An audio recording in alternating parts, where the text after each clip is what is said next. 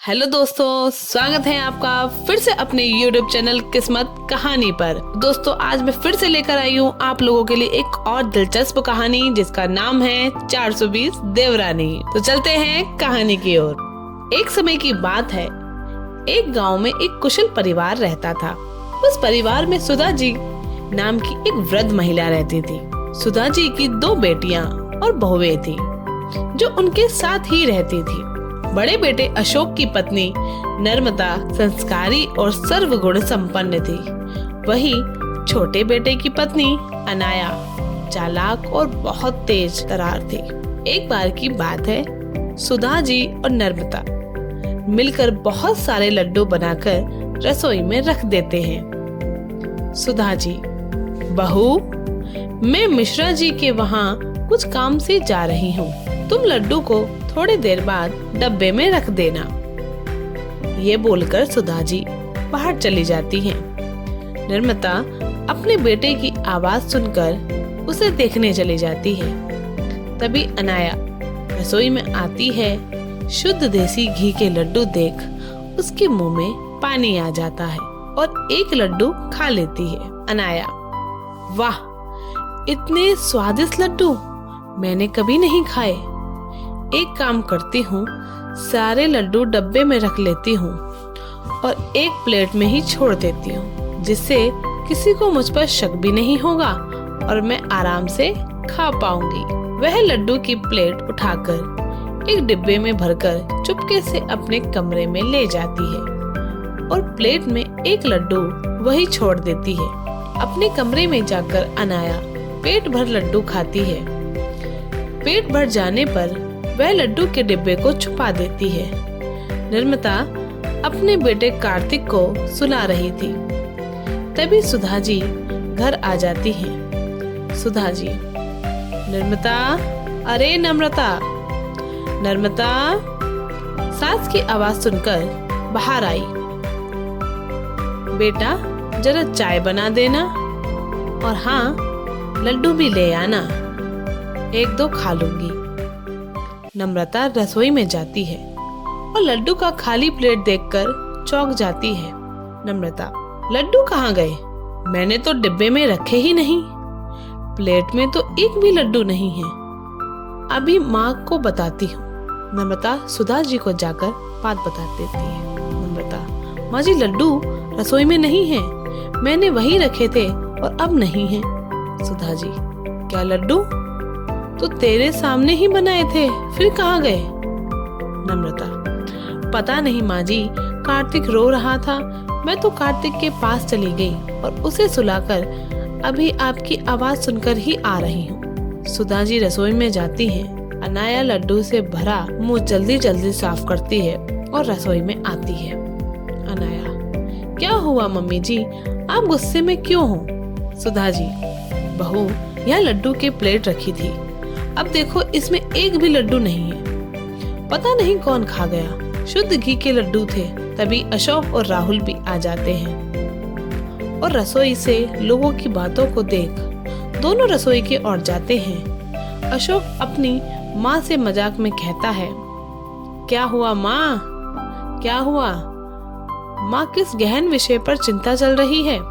सुधा जी, अरे देखो ना बेटा, शुद्ध घी के लड्डू बनाए थे, पता नहीं कौन खा गया। अब इनमें से एक भी नहीं है। अनाया, आपके बाहर जाने के बाद तो नर्मदा दीदी ही थी रसोई में, शायद कहीं उन्होंने ही। नर्मदा, अनाया, ये क्या बोल रही हो तुम? मैं कार्तिक के पास थी। सुधा जी और घर के सभी सदस्य अनाया की बात पर विश्वास कर लेते हैं और नर्मदा के खिलाफ हो जाते हैं। तभी नर्मदा को खूब सुनाते हैं तो वो रोने लगती है। अनाया बहुत खुश होती है और वो खुद से कहती है, इन लोगों को बेवकूफ बनाना कितना आसान है। कुछ दिन बाद सुधा जी काजू और बादाम खरीद कर लाती है और नर्मदा को संभाल कर रख देने के लिए कहती है। सुधा जी ये कहकर वहाँ से चली जाती है। नर्मदा काजू और बादाम के डब्बे को अलमारी में रख देती है। अनाया काजू बादाम का डिब्बा देख लेती है और रोज मुट्ठी भर भर के खूब काजू बादाम खाती है और इसी तरह एक ही हफ्ते में काजू बादाम खत्म हो जाते हैं। सुधा जी, अरे नम्रता, तुझे काजू बादाम लेकर दिए थे, तू तो दिखा भी नहीं रही है, कहाँ रख दिए? अरे हमें भी तो दिखा दे, हम भी दर्शन कर लेंगे, या मंदिर में रखकर पूजा करेगी तू? नम्रता, जी माँ जी, अलमारी में रखे हैं, अभी लेकर आती हूँ। ये बोलकर नम्रता रसोई में जाती है और काजू बादाम का डिब्बा निकालती है, पर डिब्बे में तो काजू बादाम ना के बराबर थे। ये देखकर नम्रता चौंक जाती है और रोने लगती है। नम्रता की रोने की आवाज सुनकर सुधा जी और घर के सारे सदस्य रसोई में आते हैं। नम्रता को रोता देख सुधा जी बोलती है, अरे क्या हुआ, रो क्यों रही हो? माँ जी, काजू बादाम यहीं रखे थे, पता नहीं कहाँ गए।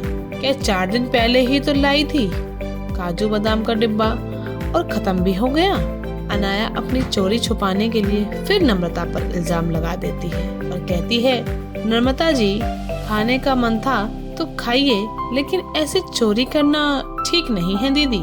सुधा जी, पता नहीं इस घर में क्या हो रहा है, खाने की भी चोरी।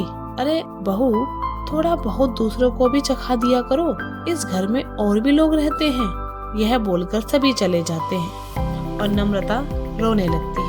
कुछ दिन बाद अनाया की दोस्त रिया का फोन आता है।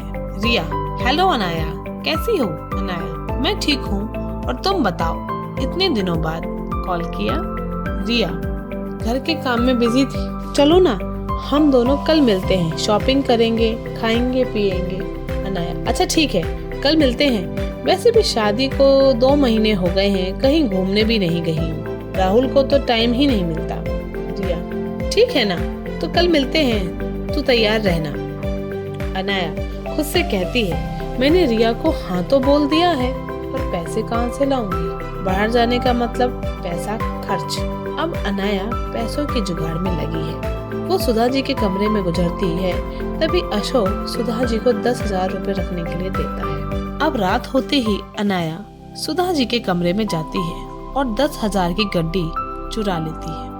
सुबह होते ही अशोक 10,000 रुपए सुधा जी से मांगता है।